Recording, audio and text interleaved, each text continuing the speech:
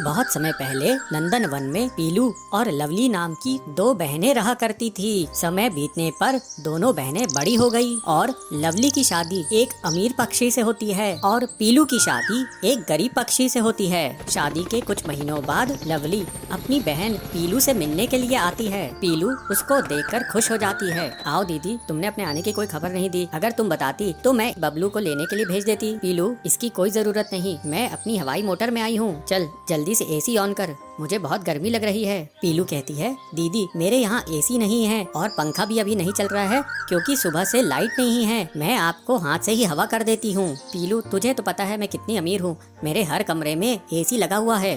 तेरी इतनी औकात कहाँ कि तू एसी खरीद सके। ये पैसे ले और एसी अपने घर में लगवा ले। पीलू कहती है, दीदी आप ये क्या कह रही हैं? हम लोगों को एसी की कोई जरूरत नहीं है। लवली कहती है, पीलू मैं तो सोची थी कि मैं तेरे घर 4 दिन रुकूंगी, लेकिन अब लगता है मैं एक दिन भी यहाँ नहीं रह पाऊंगी। इस गर्मी में तो मेरा दम ही घुट जाएगा।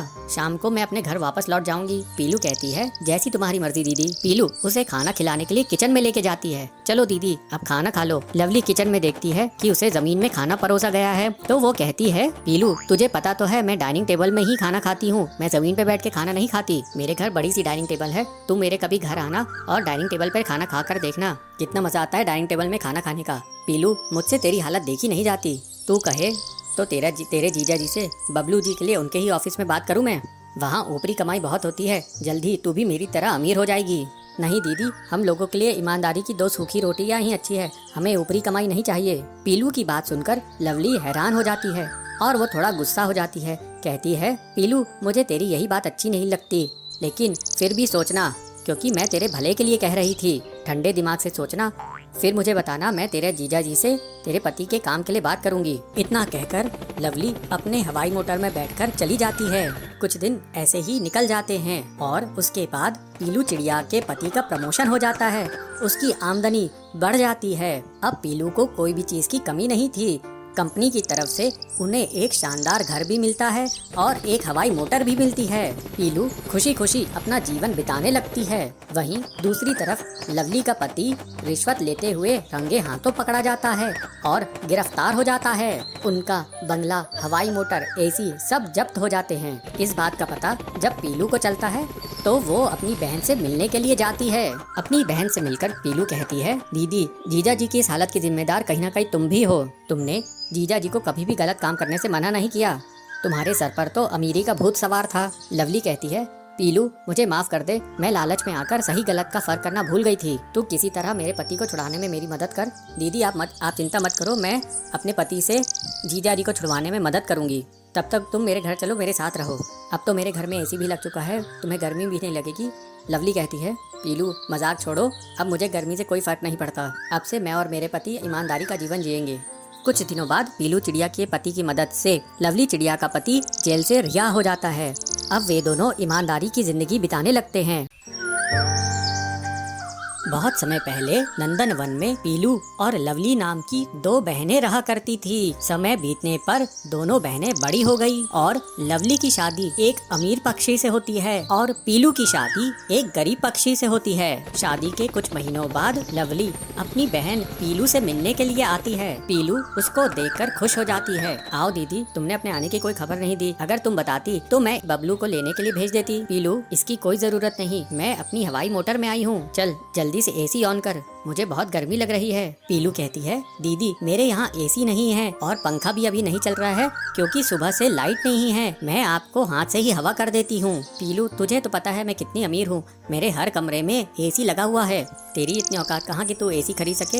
ये पैसे ले और एसी अपने घर में लगवा ले। पीलू कहती है, दीदी आप ये क्या कह रही हैं? हम लोगों को एसी की कोई जरूरत नहीं है। लवली कहती है, पीलू मैं तो सोची थी कि मैं तेरे घर 4 दिन रुकूंगी, लेकिन अब लगता है मैं एक दिन भी यहाँ नहीं रह पाऊंगी। इस गर्मी में तो मेरा दम ही घुट जाएगा। शाम को मैं अपने घर वापस लौट जाऊंगी। पीलू कहती है, जैसी तुम्हारी मर्जी दीदी। पीलू उसे खाना खिलाने के लिए किचन में लेके जाती है। चलो दीदी अब खाना खा लो। लवली किचन में देखती है कि उसे जमीन में खाना परोसा गया है तो वो कहती है, पीलू तुझे पता तो है मैं डाइनिंग टेबल में ही खाना खाती हूँ, मैं जमीन पे बैठ के खाना नहीं खाती। मेरे घर बड़ी सी डाइनिंग टेबल है, तुम मेरे कभी घर आना और डाइनिंग टेबल पर खाना खा कर देखना, कितना मजा आता है डाइनिंग टेबल में खाना खाने का। पीलू, मुझसे तेरी हालत देखी नहीं जाती। तू कहे तो तेरे जीजा जी से बबलू जी के लिए उनके ही ऑफिस में बात करूं मैं। वहाँ ऊपरी कमाई बहुत होती है, जल्दी तू भी मेरी तरह अमीर हो जाएगी। नहीं दीदी, हम लोगों के लिए ईमानदारी की 2 सूखी रोटियां ही अच्छी है, हमें ऊपरी कमाई नहीं चाहिए। पीलू की बात सुनकर लवली हैरान हो जाती है और वो थोड़ा गुस्सा हो जाती है। कहती है, पीलू मुझे तेरी यही बात अच्छी नहीं लगती, लेकिन फिर भी सोचना, क्योंकि मैं तेरे भले के लिए कह रही थी। ठंडे दिमाग से सोचना, फिर मुझे बताना, मैं तेरे जीजा जी से तेरे पति के काम के लिए बात करूंगी। इतना कहकर लवली अपने हवाई मोटर में बैठकर चली जाती है। कुछ दिन ऐसे ही निकल जाते हैं और उसके बाद पीलू चिड़िया के पति का प्रमोशन हो जाता है। उसकी आमदनी बढ़ जाती है। अब पीलू को कोई भी चीज की कमी नहीं थी। कंपनी की तरफ से उन्हें एक शानदार घर भी मिलता है और एक हवाई मोटर भी मिलती है। पीलू खुशी खुशी अपना जीवन बिताने लगती है। वहीं दूसरी तरफ लवली का पति रिश्वत लेते हुए रंगे हाथों पकड़ा जाता है और गिरफ्तार हो जाता है।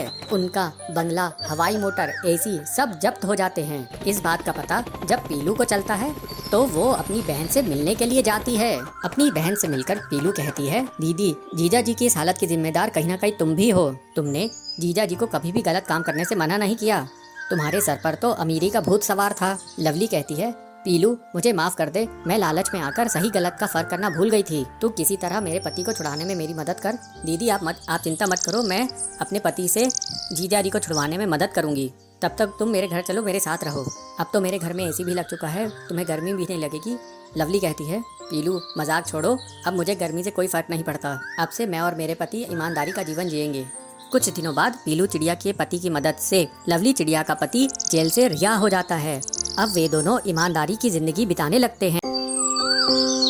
बहुत साल पहले पीलू चिड़िया अपने पति बंटी के साथ एक पेड़ पर खुशी खुशी रहती थी। एक दिन उस पेड़ की जड़ के पास एक सांप रहने लगा। वो वहाँ पर बिल बना के रहता था और जब भी पीलू चिड़िया अपने अंडों को घोंसले में छोड़कर जाती थी तो वो सांप उन अंडों को खा जाता था। इस परेशानी के कारण पीलू अपने पति से कहती है, बंटी जी, मैं सांप से बहुत परेशान हो गई हूँ। वो जब देखो हमारे अंडे खा जाता है, तुम कुछ करते क्यों नहीं? बंटी कहता है, पीलू मैं क्या करूँ, वो सांप बहुत ही ताकतवर है, हम उसके सामने मजबूर हैं, हम उसका सामना नहीं कर सकते। पीलू कहती है, तो फिर क्या करें? क्या हम अपने अंडों का उस शिकार होने दे? मैं ऐसा होते नहीं देख सकती हूँ। ऐसे तो फिर हमारे कभी बच्चे हो ही नहीं पाएंगे। तुम्हें पता है मुझे कितना दर्द होता है अपने बच्चों को खोने का। चलो एक काम करते हैं, हम इस जंगल को छोड़कर कहीं और रहने के लिए चलते हैं। इस पर उसका पति कहता है, तुम सही कह रही हो, अब ये ही एक आखिरी रास्ता है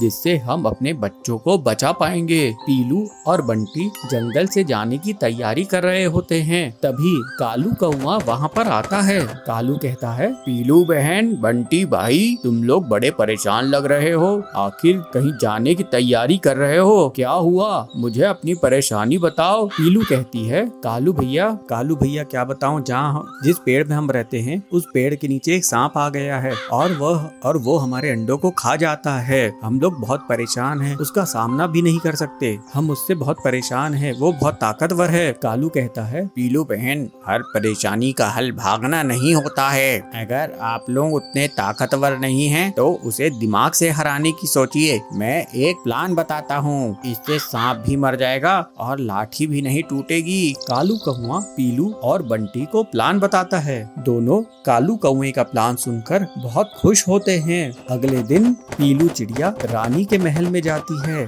वहाँ वो रानी का एक खूबसूरत हार चुराकर भागने लगती है। रानी ये देख लेती है और वो अपने सिपाहियों को आवाज लगाती है, सैनिकों, वो देखो, वो चिड़िया मेरा बेशकीमती हार चुरा के लेके जा रही है। वो तुम्हारे राजा ने मुझे तोहफे में दिया था, जाओ उसको तुरंत पकड़ के लाओ। सैनिक भाला लेकर पीलू चिड़िया का पीछा करने लगते हैं। पीलू चिड़िया देखती है कि सैनिक उसके पीछे भाला लेकर आ रहे हैं। वो अपने पेड़ के पास पहुंचती है और उस रानी के बेशकीमती हार को सांप के बिल में डाल देती है। सिपाही भाले के डंडे से हार निकालने की कोशिश करते हैं और उस गड्ढे में डालते हैं। इससे सांप परेशान होकर बाहर आता है। सांप कहता है, अरे कौन है जो मुझे तंग कर रहा है? कौन है जो मुझे डंडा मार रहा है? मैं छोड़ूंगा नहीं। सांप को देखकर सिपाही सांप पर भाले से हमला करते हैं। सांप वहीं वहीं पर मर जाता है। इस तरह पीलू और बंटी अब हंसी खुशी रहने लगे।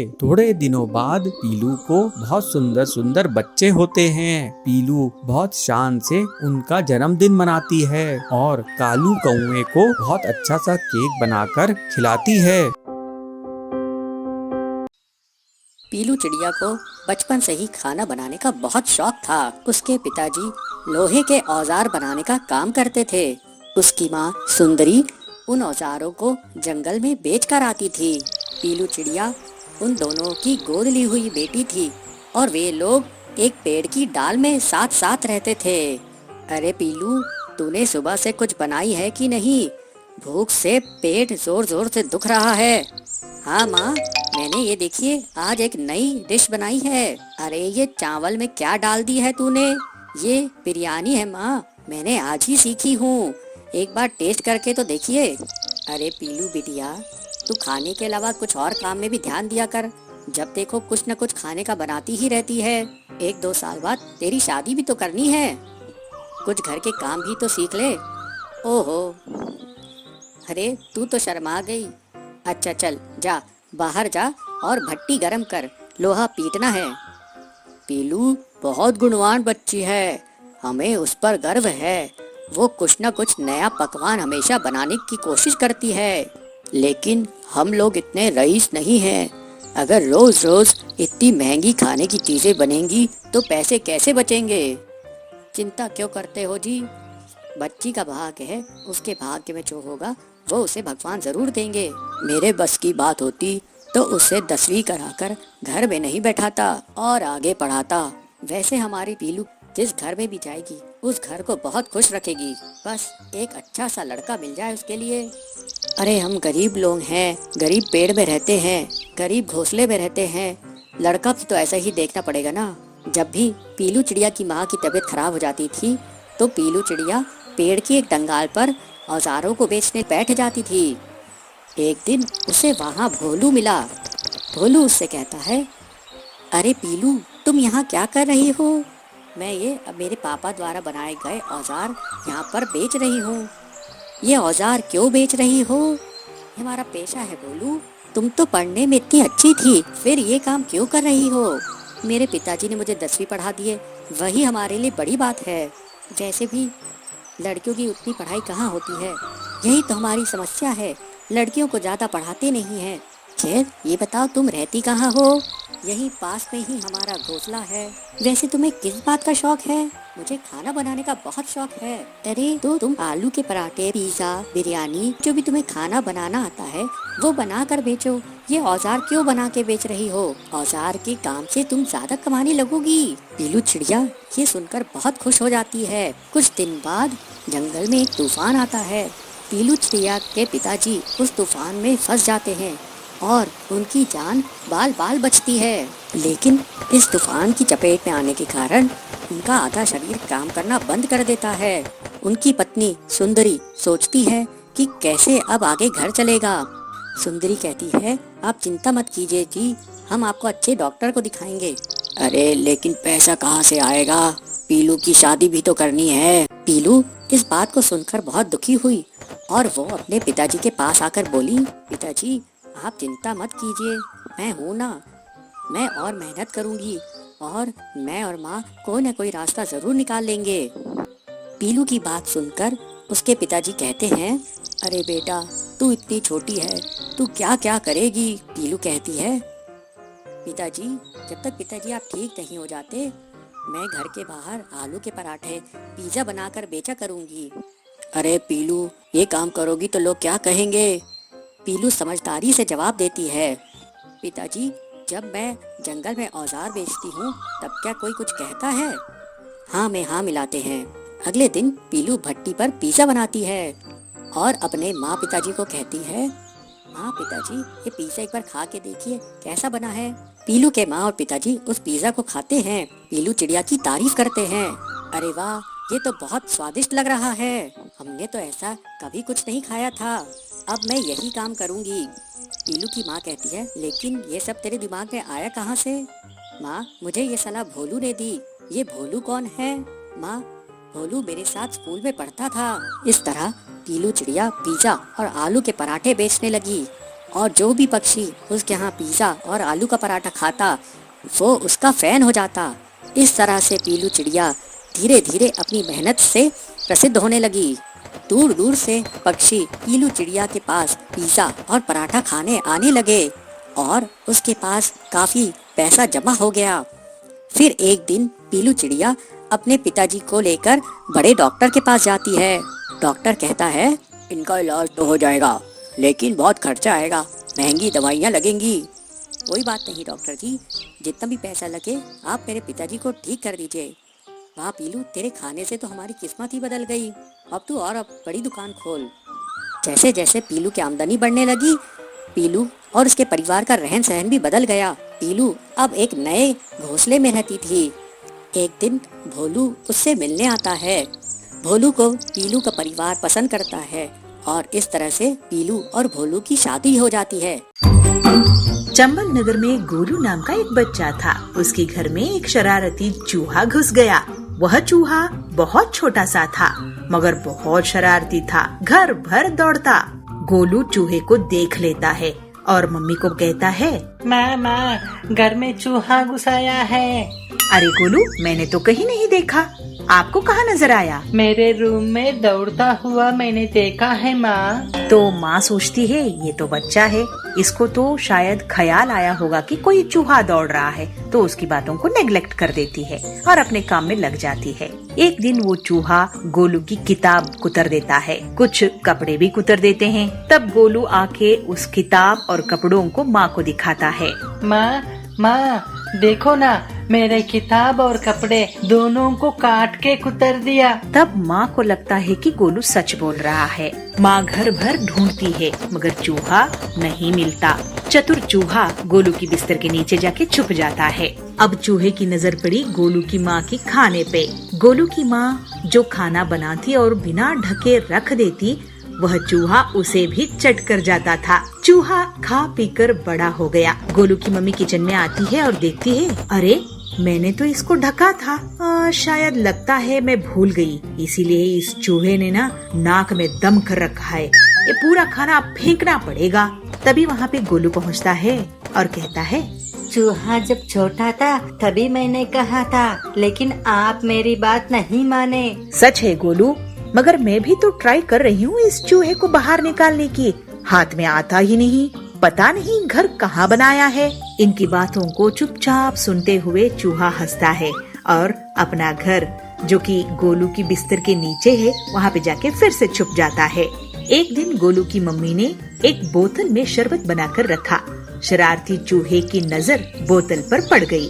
चूहा कई तरकीबें लगाकर थक गया मगर बोतल खोल नहीं पाया। मगर चूहे ने भी ठान लिया था कि शरबत पीना है। चूहा बोतल पर किसी भी तरह से ढक्कन को खोलने में सफल हो जाता है। अब उसमें मुंह घुसाने के लिए कोशिश करता है। बोतल का मुंह छोटा था, मुंह नहीं घुस पा रहा था। फिर चूहे को एक आइडिया आया। उसने अपनी पूंछ बोतल में डाली। पूंछ शरबत में गीली हो गई तो पूंछ को बाहर निकाल के उसे चाट चाट कर चूहे की पेट भर गया। जैसे चूहा अपनी पूंछ को चाट चाट के मजे ले रहा था, तभी किचन में गोलू की माँ पहुँच जाती है और गोलू को इशारे से बुलाती है, गोलू इधर आओ, देखो चूहा क्या कर रहा है। अरे माँ, ये चूहा तो बहुत होशियार निकला। मुझे भी यही आश्चर्य हो रहा है, इतनी तंग मुंह वाली बोतल से इसने जूस कैसे पिया। माँ, इस चूहे को ना हम अपने ही घर में रहने देते हैं। मैं भी यही सोच रही हूँ, क्योंकि मेहनत करने से कोई कार्य असंभव नहीं होता।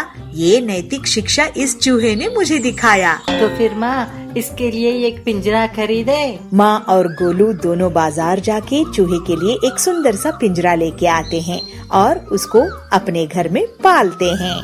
सुंदर वन में पीलू चिड़िया अपने पति बबलू और अपनी सास के साथ रहा करती थी। पीलू और बबलू एक छोटी सी जमीन पर सब्जी उगाया करते थे और फिर बबलू उन सब्जियों को बाजार ले जाकर बेचता था।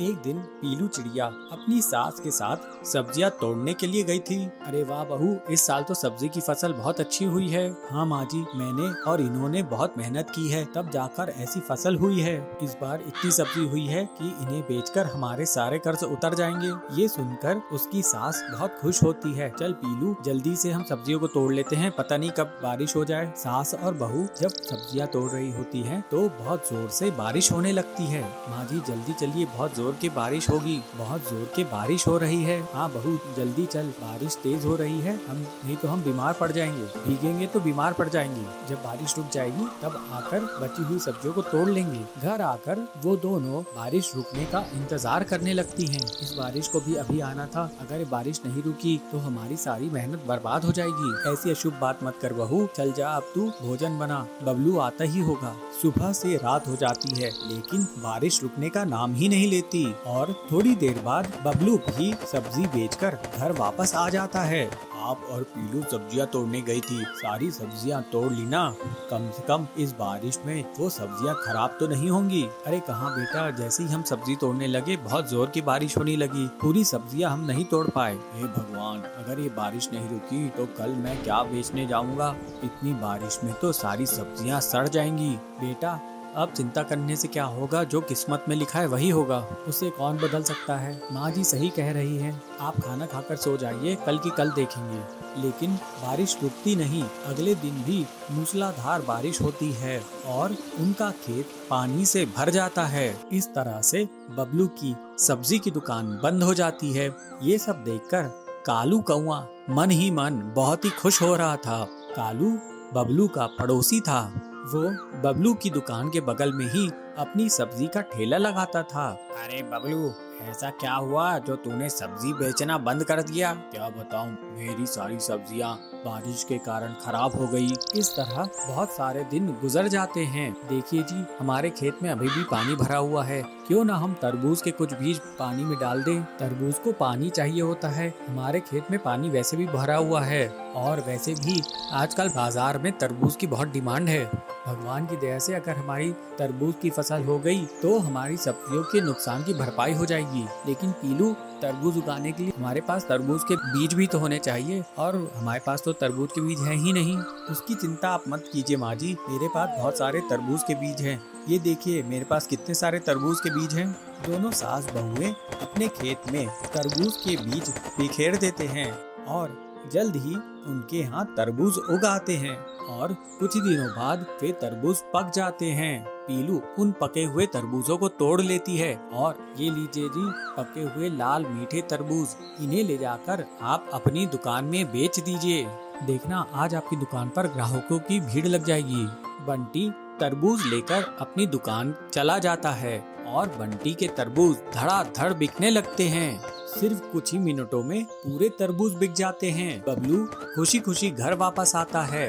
देखो माँ, मुझे तरबूज बेचकर कितना मुनाफा हुआ। इन पैसों पर सिर्फ बहू का अधिकार है। हाँ माँ, तुम सही कह रही हो।